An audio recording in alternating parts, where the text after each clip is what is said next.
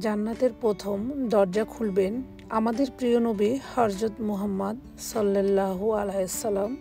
সুবহানাল্লাহ। আসসালামু আলাইকুম। ফাতেমাস কিচেনে সবাইকে ওয়েলকাম করছি। আজকে নতুন একটি ইউনিক রেসিপি নিয়ে আপনাদের মাঝে হাজির হয়েছি। আশা করি আমার আজকের রেসিপিটি আপনাদের অনেক বেশি ভালো লাগবে। তো প্রথমে আমি অনুরোধ করব সম্পূর্ণ লাইক দিয়ে ভিডিওটি দেখার জন্য। এখানে আমি একটি কড়াইতে তেল পেঁয়াজ 2 মিনিটের মতো ভেজে নিলাম। এরপরে আমি একটি ইলিশ মাছ দেখেই বুঝতে পেরেছেন একদম পচে গিয়েছে। তো এই পচা ইলিশ মাছটা আমি ফেলে না দিয়ে আমি মজাদার একটি রেসিপি তৈরি করব। তো আশা করছি সম্পূর্ণ রেসিপিটি জুড়ে দেখবেন।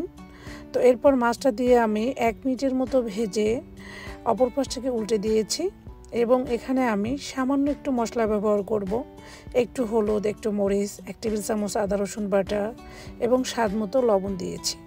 তো এখানে আমি আর কোনো মশলা ব্যবহার করব না। এখানে আদা রসুন বাটাটা না দিলেও হয়, কারণ ইলিশ মাছের যে পচা ফ্লেভারটা না আমার কাছে অনেক বেশি ভালো লাগে।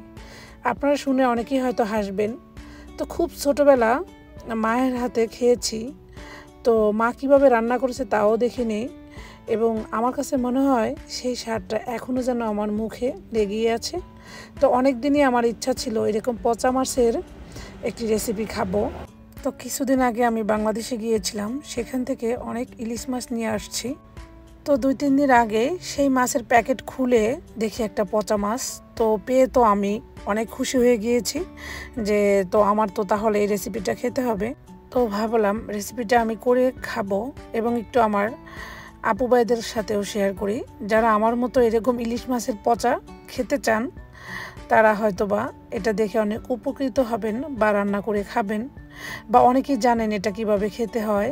আমি হয়তো তাদের থেকে একটু কমেও জানি, কারণ আমার জীবনের ফার্স্ট টাইম আমি আজকে এটা রান্না করেছি।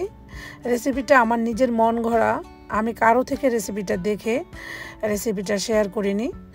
তো কথা বলতে বলতে আমি ইলিশ মাছটাকে মশলার সঙ্গে 1-2 মিনিটের মতো ভেজে নিয়ে এরপরে পর্যাপ্ত পানি দিয়ে 3-4 মিনিটের মতো রান্না করেছি। এরপর আমি ঝালের জন্য এখানে অনেকগুলো কাঁচামরিচও কিন্তু দিয়ে দিয়েছি এবং একটু টকের জন্য টমেটো কুচি দিয়েছি। তো এখানে অনেকেই নাকি লেবু পাতাও ইউজ করে, তো আমি লেবু পাতা আর কোথায় পাবো, সেজন্য এখানে 1/2 চা চামচের মতো লেবুর রস দিয়েছি। দিয়ে আমি নেড়ে চেড়ে নিচ্ছি। এরপরে আমি কিছুক্ষণ নেড়ে চেড়ে জটপট তৈরি করে নিয়েছি আমার অনেক স্বাদের ইলিশ মাছের চচ্চড়ি বা ঝুরা ঝুরা, যেটাই বলেন না কেন। শীতকালে যেহেতু রান্না করছি তাই একটু ধনেপাতাও দিয়ে দিয়েছি। এখানে ধনেপাতা বা মশলা কোনো কিছু না দিয়েই যদি মাছটা এভাবে ভুনা করে নেন তাও কিন্তু অনেক মজার হবে। তো আশা করি আমার আজকের এই রেসিপিটি অনেক বেশি আপনাদের ভালো লেগেছে।